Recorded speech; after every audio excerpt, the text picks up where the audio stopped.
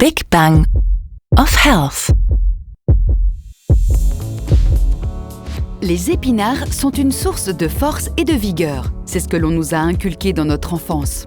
Popeye, le marin mangeur d'épinards, engloutissait les épinards par boîtes entières. Cela lui donne la force de se défendre contre les méchants de ce monde et de supporter les caprices de sa dulcinée Olive. Le contexte de cette association. Dans les années 1920, on croyait que les épinards avaient une teneur en fer exceptionnellement élevée et que, s'ils étaient consommés en abondance, les muscles en bénéficieraient plus que la moyenne. On a toutefois découvert que les épinards ne contiennent pas autant de fer qu'on le pensait. Néanmoins, sa teneur en fer est impressionnante, car on trouve environ 3,5 mg de fer dans 100 g d'épinards, ce qui correspond à environ un tiers des besoins quotidiens d'un adulte. Certes, Popeye a peut-être un peu exagéré sa consommation de fer et son régime unilatéral l'a peut-être laissé à court d'autres vitamines et minéraux. Mais son message est vrai.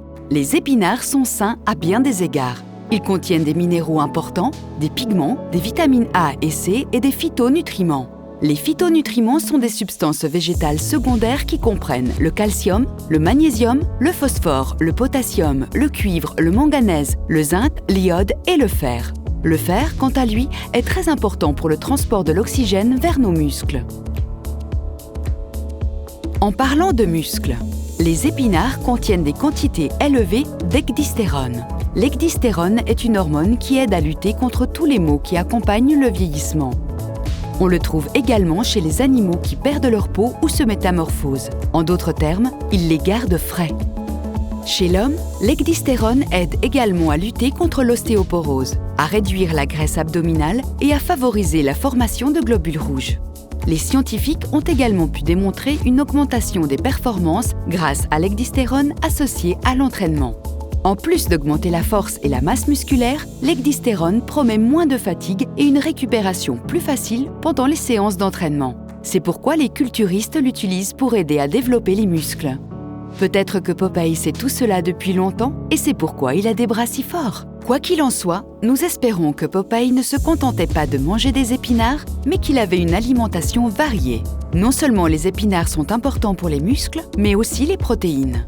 Les protéines sont les meilleurs éléments constitutifs des muscles et des cellules de défense immunitaire, et elles sont indispensables. Le mot protéine vient du mot grec protéo et signifie quelque chose comme « je prends la première place ». Les protéines sont un élément central de l'organisme et se composent de 20 acides aminés différents. Sans acides aminés, aucune vie n'est possible, car ils sont les éléments de base des protéines qui jouent un rôle important dans l'organisme. Ils donnent une structure au tissu. Ils sont les principaux composants de la plupart des structures cellulaires. Et les acides aminés déterminent dans une large mesure la fonction et la structure du corps humain et animal. La première place est désormais occupée par les aliments contenant des protéines dans de nombreux rayons de magasins.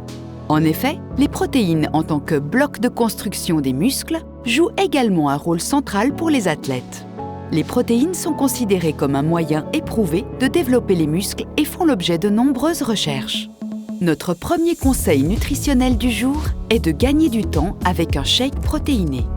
Les boissons protéinées s'émancipent lentement mais sûrement du coin stéréotypé des bodybuilders imbibés de stéroïdes. Leur préparation est très simple. Ils sont donc idéaux pour s'intégrer dans la vie quotidienne stressante. Ajoutez la poudre à l'eau, secouez le tout dans un shaker et voilà votre boisson dans l'un des nombreux parfums disponibles.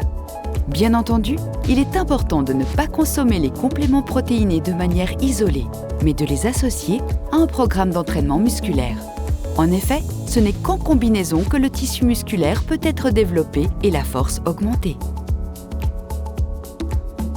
Le deuxième conseil nutritionnel est vous emparer des épinards et d'essayer différentes recettes.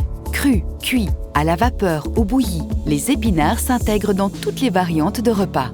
Vous trouverez également dans notre liste de conseils une délicieuse recette de soupe aux épinards, peu calorique et rassasiante. Dans le dernier article, nous avons appris que les myokines présentes dans nos muscles jouent le rôle de petites aides pour le système immunitaire. Aujourd'hui, nous avons appris comment nous pouvons alimenter nos muscles en énergie de l'extérieur pour qu'ils puissent bien fonctionner. Mais si nous mangeons maintenant des épinards qui contiennent beaucoup de vitamines, de minéraux et de fer et que nous consommons des protéines, qui traite et distribue tous les nutriments fournis à notre organisme. C'est là que l'intestin entre en jeu. Vous connaissez peut-être le livre de Julia Enders, Le charme discret de l'intestin, qui a fait un tabac dans les pays germanophones. Dans ce best-seller, la scientifique explique pourquoi le dicton légèrement modifié « Tout est bien qui finit bien si vous prenez soin de votre intestin » est si vrai. L'intestin ne fait pas que digérer nos aliments. Il transmet également à notre organisme les substances utiles filtrées pendant la digestion. Dans le même temps, les bactéries intestinales éliminent les déchets cellulaires sous forme de toxines. Celles-ci sont excrétées. En tant qu'organe immunitaire important et centre des défenses de l'organisme, l'intestin apporte donc un soutien à notre système immunitaire. Si nous avons une alimentation variée, saine et équilibrée, nous contribuons de manière significative à la proverbiale sensation de bien-être et renforçons en même temps les défenses de l'organisme. Le conseil d'exercice d'aujourd'hui est lié à l'intestin.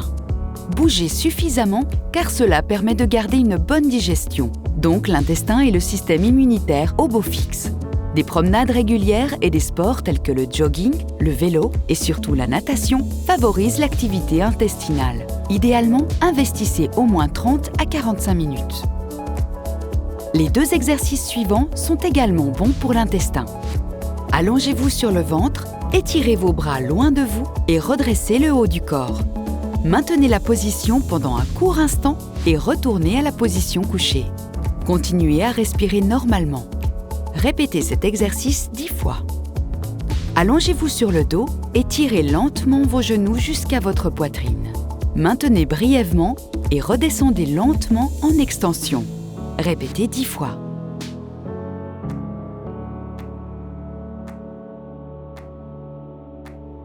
Le conseil d'aujourd'hui sur la forme mentale a également un rapport avec l'intestin. Profitez du soleil, idéalement à l'heure du déjeuner, car la formation de vitamine D tôt le matin ou le soir est limitée par une exposition aux UV très réduite. Allongez-vous dans un hamac ou dans votre chaise longue dans le jardin avec un livre et lisez. Vous savez déjà que la lecture a un effet calmant et relaxant. Alors pendant que vous lisez, faites le plein d'énergie, de bonne humeur et de vitamine D. Elle est produite par le corps lui-même, principalement sous l'influence de la lumière du soleil dans la peau, et est extrêmement importante pour l'intestin. Les cellules de la muqueuse intestinale se régénèrent tous les 2 à 5 jours afin que la muqueuse intestinale puisse fonctionner avec succès, comme une barrière contre les substances étrangères indésirables et les germes. Pour assurer cette division cellulaire fréquente, le corps a besoin de suffisamment de vitamine D. La plus grande quantité de vitamine D est absorbée par le décolleté et les bras. Donc, enlevez votre pull, mettez vos lunettes de soleil et lisez. Accordez-vous, ainsi qu'à votre peau, une courte période sans crème solaire. La crème solaire bloque jusqu'à 90% du rayonnement.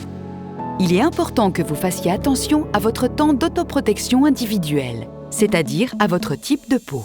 Plus votre peau est claire, plus tôt vous devez mettre de la crème solaire et un chapeau, vous asseoir à l'ombre ou installer un parasol. Nous sommes tous des joueurs d'équipe car notre corps est lui-même sa propre équipe. Les cellules, les sucs gastriques, les voies respiratoires, les muqueuses, etc. ont tous un travail très spécifique à faire pour que notre système immunitaire puisse nous protéger au mieux. Dans le 2e épisode, nous en apprenons davantage sur la façon dont nous pouvons nous aussi faire partie de cette équipe. Nous apprenons comment aider activement notre corps à se préparer aux éventuels effets secondaires d'une vaccination et à optimiser l'efficacité du vaccin. Et nous en saurons plus sur les raisons pour lesquelles même les personnes minces peuvent souffrir de stéatose hépatique et sur ce qu'est réellement le sucre, goût sûr de l'évolution. À bientôt!